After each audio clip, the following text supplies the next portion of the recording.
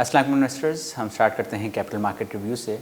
अगस्त के महीने में स्टॉक मार्केट की परफॉर्मेंस जो थी खासी बेहतर रही। KSE 100 इंडेक्स में हमने तकरीबन 5.5% का इजाफा देखा, जबकि KMI 30 इंडेक्स में हमने तकरीबन जो है 7.5% का इजाफा देखा। और इस इजाफे की जो बुनियादी वजह थी वो IMF प्रोग्राम का रिजम्पशन था। पिछली जब हुकूमत में तब्दीली हुई थी तो उस वक्त IMF प्रोग्राम भी स्टॉल हो गया था और IMF ने कुछ प्री कंडीशंस सेट कर दी थी, जो कि उन्होंने कहा था कि आपको फ्यूल सब्सिडीज़ जो आपने दी हैं वो आपको रिमूव करनी होंगी और इनफैक्ट पेट्रोलियम लेवी लगानी होगी। तो हमने ऑयल प्राइसेस को, रिटेल फ्यूल प्राइसेस को, पेट्रोल डीजल वगैरह को बढ़ते हुए देखा। फिर हमने इलेक्ट्रिसिटी टैरिफ्स को इंक्रीज़ होते हुए देखा। हमने पिछली अपनी वीडियो में भी यही इंडिकेट किया था कि सारी चीज़ें जो हैं इंक्रीज़ होने जा रही हैं क्योंकि IMF की प्री कंडीशंस हैं। और फिर हमने बजट में एडिशनल टैक्सेस को भी रखते हुए देखा। तो ये सारी प्री कंडीशंस जब नई आने वाली हुकूमत ने मीट की तो फिर उसके बाद लास्ट मंथ जो है हमने स्टाफ लेवल पे एग्रीमेंट हो गया था हमारा IMF से। और फिर इस महीने 29 तारीख को जो है IMF का जो एग्जीक्यूटिव बोर्ड है उसने जो है वो हमारा 7th and 8th रिव्यू जो है वो अप्रूव किया और उसके बदौलत जो है हमें तकरीबन $1.2 बिलियन जो है वो हमारे पास आए हैं।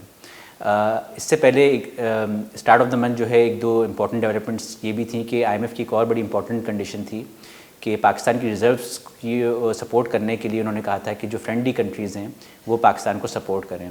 तो इस दौरान जो है कतर, सऊदी अरब, UAE ने जो है तकरीबन मिला जुला के जो है तकरीबन $4 से $5 बिलियन की कमिटमेंट्स थी, जिसके बाद जो है बोर्ड ने ये IMF प्रोग्राम अप्रूव किया। तो जो स्टार्ट ऑफ द मंथ जब कमिटमेंट्स आना शुरू हुई तो हमने स्टॉक मार्केट की परफॉर्मेंस को इम्प्रूव होते हुए देखा। बट अनफॉर्चुनेटली हमने ये भी देखा कि towards middle of the month जो है वो पाकिस्तान ने जो है बहुत ही अनप्रेसिडेंटेड किस्म के फ्लड्स जो हैं वो आए हैं, स्पेशली सिंध और बलूचिस्तान साइड पे, क्योंकि पाकिस्तान के इस मानसून सीज़न में जो है तकरीबन 3 गुना ज़्यादा जो है बारिश रिसीव हुई है। उसके बाद जो है जो फ्लड्स आए हैं सिंध और बलूचिस्तान में, उसके बाद फसलों की तबाही, जो लॉस ऑफ ह्यूमन लाइव्स हुआ है और लाइव स्टॉक वगैरह हुआ है, तो ये बड़ा ही अनप्रेसिडेंटेड था। तो उसके बाद जो है वो मार्केट की एक्सपेक्टेशन ये बनी कि हमारे GDP ग्रोथ फसलों के तबाह होने की वजह से, लाइव स्टॉक के लॉस होने की वजह से जो है वो नीचे आएगा।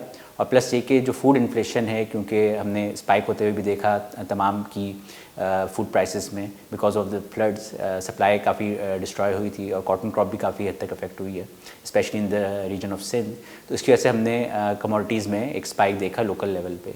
तो इन्फ्लेशन जो है वो बढ़ के आई, तो उसकी एक्सपेक्टेशन में जो है market middle of the month जो है वो उसने वापस करेक्शन ली और फिर towards the end of the month post the completion of IMF programme जो हमने वापस मार्केट में रिबाउंड देखा है।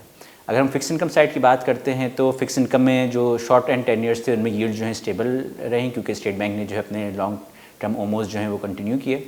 और लॉन्गर एंड 10 ईयर की बात करते हैं, 5 साल 10 साल की बात करते हैं, तो वहाँ पे हमने यील्ड्स को नीचे आते हुए देखा। और इसकी वजह यही है कि शॉर्ट टर्म में जो है लोगों की एक्सपेक्टेशन ये है कि इन्फ्लेशन जो है वो ऑन द हायर एंड रहेगी, लेकिन आगे जाते हुए इन्फ्लेशन नीचे आएगी।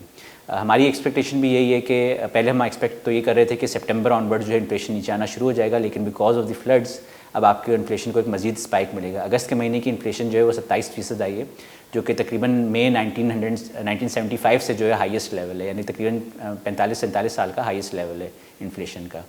तो महंगाई तो बुलंदी को छू रही है और अभी जो फ्लड्स आए हैं इसकी वजह से हो सकता है कि आगे 1-2-3 महीने जो है महंगाई की सतह जो है वो बुलंद रहे। उसके फिर अगले साल जो है समझे मार्च ऑनवर्ड जो है वहाँ से महंगाई नीचे आना शुरू होगी, इन्फ्लेशन नीचे आना शुरू होगी, तो फिर वहाँ से जो है जो इंटरेस्ट रेट्स जो हैं वो नीचे आना शुरू हो सकते हैं। अब हम बात करते हैं अपने फंड्स की परफॉर्मेंस की, तो लेट्स स्टार्ट विद और फिक्स्ड इनकम फंड्स। अगर हम स्टार्ट करें तो सबसे पहले हम बात करते हैं हमारे NBP मनी मार्केट फ़ंड की। तो मनी मार्केट फ़ंड का रिटर्न जो है फॉर द मंथ ऑफ अगस्त जो है तकरीबन 14.5% रहा है। फिस्कल टू डेट में इसका रिटर्न जो है वो तकरीबन 15% का रहा है, जबकि सिंस इंसेप्शन का रिटर्न जो है वो 8.6% है। NBP फाइनेंशियल सेक्टर फंड की बात करते हैं तो इसका रिटर्न जो है 14.6% रहा है। फिस्कल टू डेट में इसका रिटर्न जो है 15% रहा है और सिंस लॉन्च जो है इसका रिटर्न 9.3% है। अगर हम माहाना आमदनी फ़ंड की बात करें तो इसका रिटर्न जो है फॉर द मंथ ऑफ अगस्त 13.9% रहा है।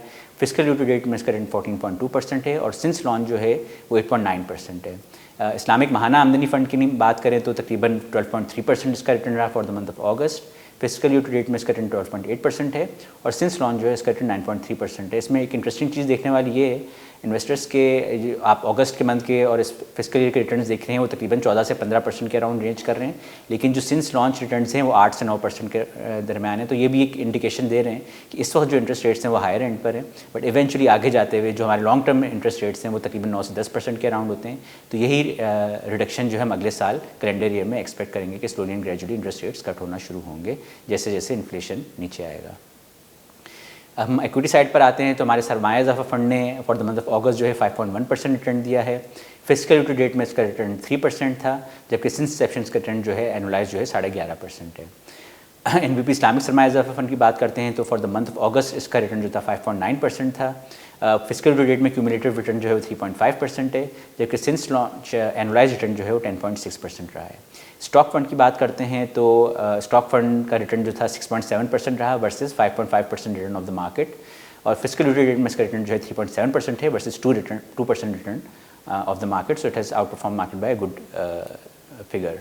और इसी तरह इस्लामिक स्टॉक फंड का रिटर्न जो था 8% था वर्सेस 7.5% बेंचमार्क, और 4.5% रहा है फिस्कल टू डेट में वर्सेस 2.3% बेंचमार्क। सो और funds equity funds have also out performed. अगर हम पेंशन फ़ंड की बात करते हैं तो हमारा इक्विटी पेंशन फ़ंड का रिटर्न जो है for the month of August 7.1% रहा, again versus 5.5% KSE 100, and for fiscal year to date जो है 4% इसका रिटर्न रहा है वर्सेस 2% KSE 100 का रिटर्न। और सिंस इंसेप्शन रिटर्न की बात करें तो इसका रिटर्न 14% है, जबकि KSE 100 का रिटर्न जो है वो 7.5% है। तो एक अच्छे मार्जिन से, ऑलमोस्ट डबल के मार्जिन से जो है वो हमारे इक्विटी पेंशन फंड ने आउट परफॉर्म किया है। इसी तरह डेट सब फंड का जो रिटर्न था फॉर द मंथ ऑफ अगस्त 13.5% था। फिस्कल डेट में इसका रिटर्न जो है 13.8% है, जबकि सिंस इंसेप्शन का रिटर्न जो है 9% है।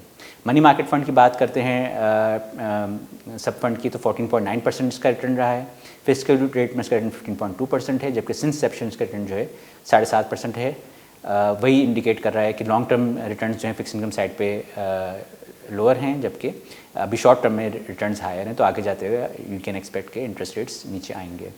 इक्विटी सब अगर इस्लामिक साइड पे बात करें तो इक्विटी फंड का रिटर्न 8.1% रहा वर्सेस 7.5% KMI, और फिस्कल रेट में रिटर्न जो है 4.7% वर्सेस 2.3%, और सिंस इंसेप्शन का रिटर्न जो है 14.1% है वर्सेस 7% KMI, विच मीन्स के डबल से हमने बीट किया है KMI को। डेट सब फंड की बात करते हैं तो 13% रिटर्न रहा अगस्त में। फिस्कल डेट में इसका रिटर्न जो है 13.5% है, जबकि सिंस इंसेप्शन जो है इसका रिटर्न 6.2% है। अगस्त के महीने में अगर हम मनी मार्केट सब फंड की बात करें तो वही 13.5% का return for the month of August, 13.25% का return for the fiscal to date, और सिंस इंसेप्शन रिटर्न 6.3% इसका रहा है। इन्वेस्टर्स अगर हम मार्केट आउटलुक की बात करते हैं तो जैसे कि IMF ने अपना डिटेल पेपर रिलीज़ किया है तो इसमें IMF प्रोजेक्ट कर रहा है कि पाकिस्तान के रिजर्व्स जो हैं वो जो अभी एज ऑफ टुडे जो है वो तकरीबन $8 अरब के हैं, वो बढ़ के जो है फिस्कल ईयर एंड पे जो है वो तकरीबन $16.2 बिलियन तक चले जाएंगे, which means an increase of $8 billion from here onwards till June 23। तो अगर ये रिजर्व्स का इंक्रीज़ जो है मटीरियलाइज होता है because of the inflows from friendly countries and because of curtailed current account, तो यहाँ से हमारी स्टॉक मार्केट जो है काफ़ी अच्छा परफॉर्म कर सकती है, स्पेशली कंसिडरिंग कि वैल्यूशंस जो हैं वो ऑलरेडी अच्छी हैं। बट इंपॉर्टेंट चीज़ ये है कि फ्लोज जो है वो मटीरियलाइज हों। और अगर हम लोग फिक्स इनकम साइड की बात करते हैं तो अभी जो है इंटरेस्ट रेट्स हमें लग रहा है कि नेक्स्ट 6 मंथ्स के लिए तो एटलीस्ट एलिवेटेड रहेंगे बिकॉज ऑफ द फैक्ट कि फ्लड्स की वजह से इन्फ्लेशन जो है वो हायर एंड पे रह सकता है। बट उसके बाद आगे जाते हुए हमें डिक्लाइन नज़र आएगा। कैलेंडर ईयर 23 के आप समझ लें कि मार्च से जो है वो आप डिक्लाइन देखना शुरू कर सकते हैं इन्फ्लेशन में और फिर साथ साथ इंटरेस्ट रेट्स में।